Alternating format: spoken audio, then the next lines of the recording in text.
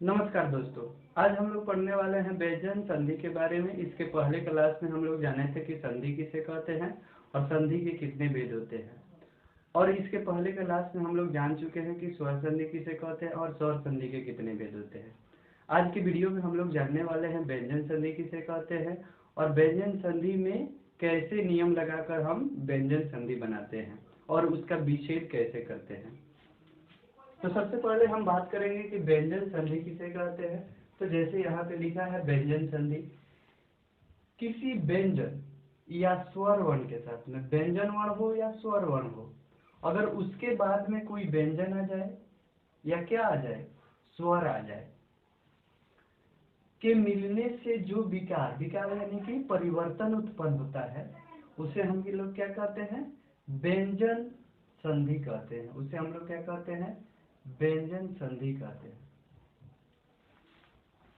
क्या कहते हैं, व्यंजन संधि कहते हैं। जैसे यहाँ पे उदाहरण हम लोग देख सकते हैं कि दिक जुड़ जाल क्या होता है, दिग्जाल होता है। उत जुड़ युग क्या होता है, उद्योग होता है। यहाँ पे इसके सूत्र देखेंगे तो व्यंजन के बाद में स्वर आ सकता है या व्यंजन आ सकता है, तो क्या बनता है, व्यंजन संधि बनता है। दूसरा सूत्र क्या देख सकते हैं कि स्वर वर्ण के बाद में हमेशा आएगा तो कौन सा आएगा, तो व्यंजन वर्ण ही आएगा। स्वर वर्ण के बाद में अगर स्वर वर्ण आ जाता है तो वह हो जाता है स्वर संधि।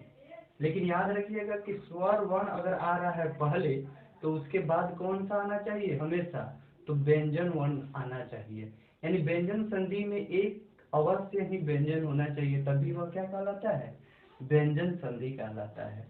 अब हम लोग इसके सूत्र के बारे में पढ़ेंगे, यानी कैसे कैसे शब्दों से मिलकर व्यंजन संधि बनता है और फिर हम लोग उसका विच्छेद भी करके देखेंगे।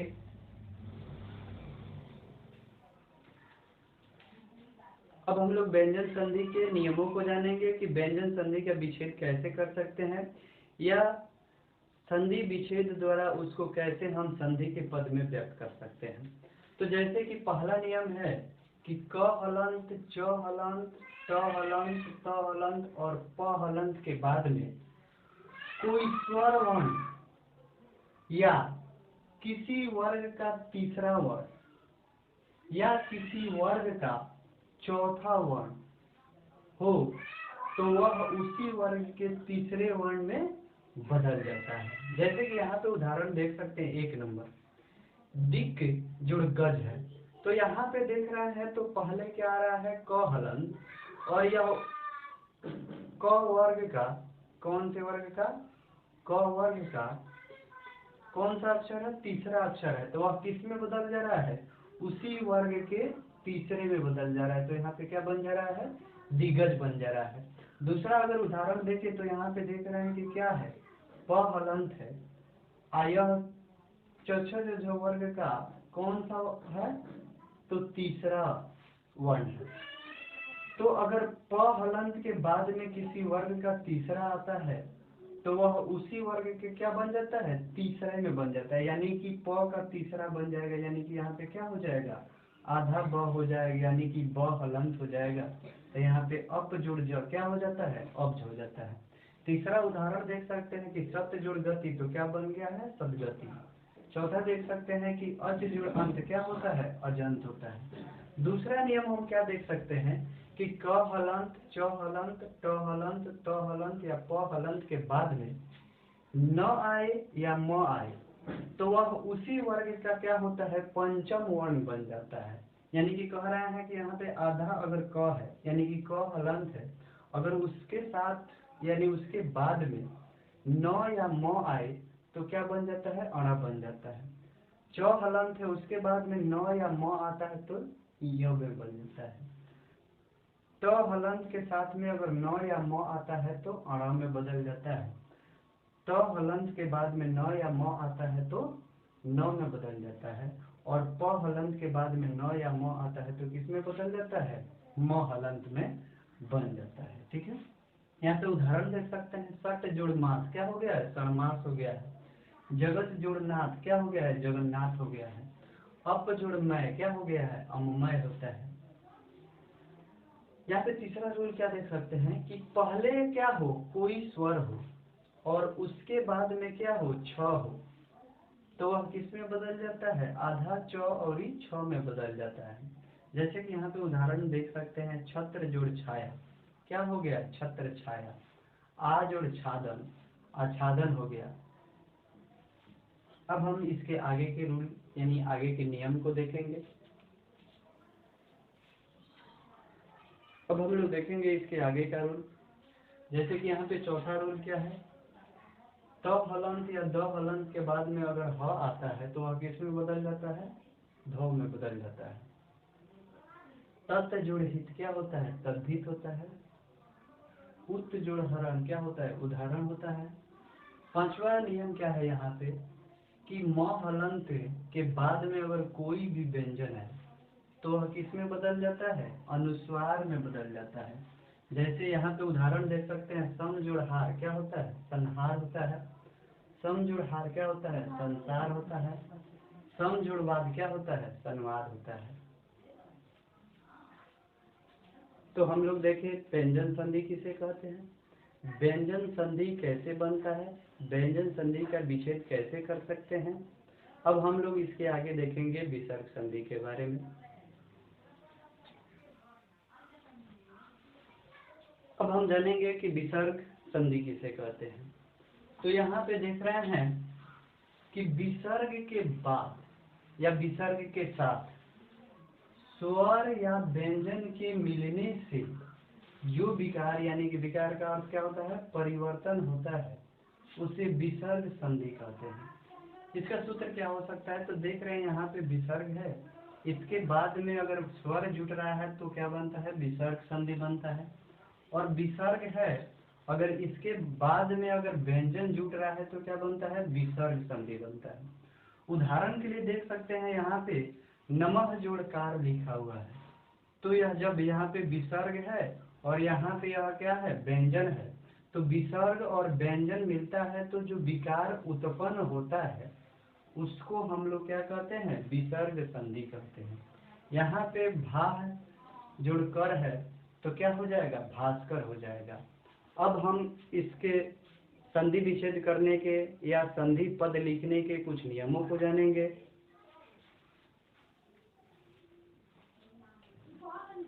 अब हम लोग विसर्ग संधि के नियम को जानेंगे कि विसर्ग संधि का संधि कैसे होता है या विसर्ग संधि के संधि विच्छेद कैसे कर सकते हैं। तो जैसे कि पहला नियम है कि विसर्ग के बाद में अगर क हो तो वह किस में बदल जाता है, स हलंत में, और वो भी कौन सा स, तो दंत स। ठीक है, जैसे यहाँ पे पहला उदाहरण देख सकते हैं, नमः जोड़कार क्या हो जाता है, नमस्कार। दूसरा उदाहरण देख सकते हैं कि भा जोड़कर क्या होता है, भास्कर होता है।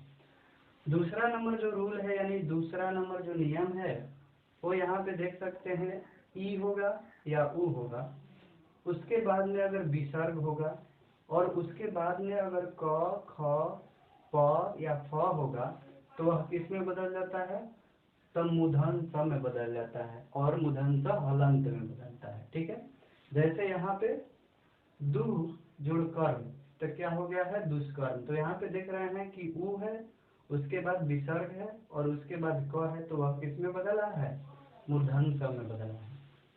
दूसरा नंबर उदाहरण देख सकते हैं,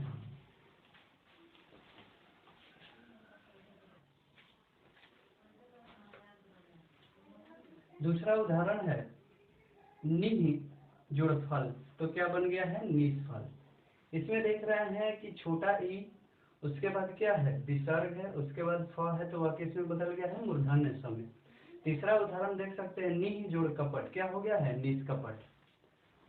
तीसरा जो नियम है उसमें देख सकते हैं कि विसर्ग के पहले अगर क्या हो, ह्रस्व स्वर हो और विसर्ग के बाद में क्या हो, र हो, तो जो ह्रस्व स्वर है यहाँ पे वह किस में बदल जाता है, दीर्घ स्वर में बदल जाता है। उदाहरण यहाँ पे देख सकते हैं, नी जुड़ रस, तो देख रहे हैं यहाँ पे हर्षिकार है ना, तो यहाँ पे किस में बदल जा रहा है, दीर्घिकार में बदल जा रहा है। यानी नी जुड़ रस मिलेगा तो क्या बनता है, नीरस बनता है। निह जोड़ रज तो क्या बनता है, नीरज बनता है। निह जोड़ ख, निज जोड़ र अव तो क्या बनता है, नीरव बनता है। विसर्ग के बाद में अगर तालव्य स हो, मूर्धन्य स हो और दन्य स हो, तो अगर विसर्ग के साथ में अगर तालव्य स जुड़ता है तो क्या बनता है? तालव्य स बनता है। और विसर्ग के साथ में अगर मूर्धन्य स जुड़ता है तो क्या बनता है? मूर्धन्य स बनता है। और अगर विसर्ग के साथ में दं स जुड़ता है तो क्या बनता है? दं स बनता है। और यह अलग से जुड़ता है, पहले जो रहता है वो तो रहता ही है, अलग से यह क्या जुड़ता है? तालव्य स, मूर्धन्य स और एक दं स। जैसे यहाँ पे उदाहरण में देख सकते हैं कि निह जुड़ संदेह, तो क्या हो गया है? निसंदेह। तो यहाँ पे स तो है लेकिन इसी के जैसा एक और यहाँ पे जुड़ा हुआ है।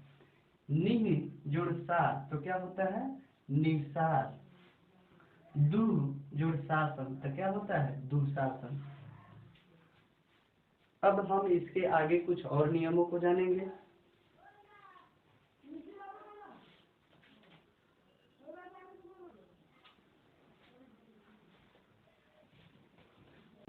अब तक हम विसर्ग संधि को बनाने के 4 नियम को जान चुके हैं। अब हम 5वां नियम को जानेंगे। यहाँ पे क्या है देख सकते हैं कि यदि विसर्ग के पहले और बाद में क्या हो, किसी भी वर्ग का तृतीया, चतुर्थी या पंचमी या य या र या ल या व या ह हो, तो विसर्ग के बदले ओ लिखा जाता है। जैसे यहाँ पे देख सकते हैं विसर्ग के पहले अ हो और बाद में ग, घ या अंग हो तो किस में बदल जाता है? ओ में। विसर्ग के पहले अ हो और उसके बाद में ज, झ और इ हो तो किस में बदल जाता है? ओ में बदल जाता है। विसर्ग के पहले अ हो और उसके बाद में ड, ध या अण हो तो किस में बदल जाता है? ओ में। विसर्ग के पहले अ हो और विसर्ग के बाद में द हो, ध हो और न हो तो किस में बदल जाता है? ओ में बदल जाता है। विसर्ग के पहले और विसर्ग के बाद में अगर ब हो, भ हो और म हो तो क्या बदल जाता है? ओ में।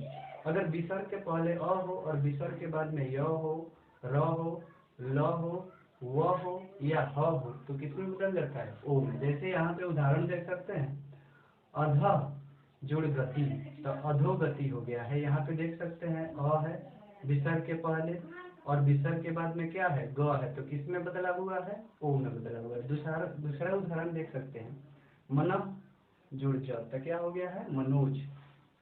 तीसरा उदाहरण देख सकते हैं, मनः जुड़ हर, तो क्या हो गया है? मनोहर। और चौथा उदाहरण देख सकते हैं, मनः जुड़ योग, तो क्या हो गया है? मनोयोग। तो आज के वीडियो में हम लोग जाने कि व्यंजन संधि को कैसे बनाते हैं और विसर्ग संधि को कैसे बनाते हैं। तो आप लोगों को वीडियो कैसी लगी कमेंट बॉक्स में कमेंट करके बताएं, और अगर अच्छी लगी हो तो लाइक करें और अपने दोस्तों में शेयर करें। थैंक यू दोस्तों।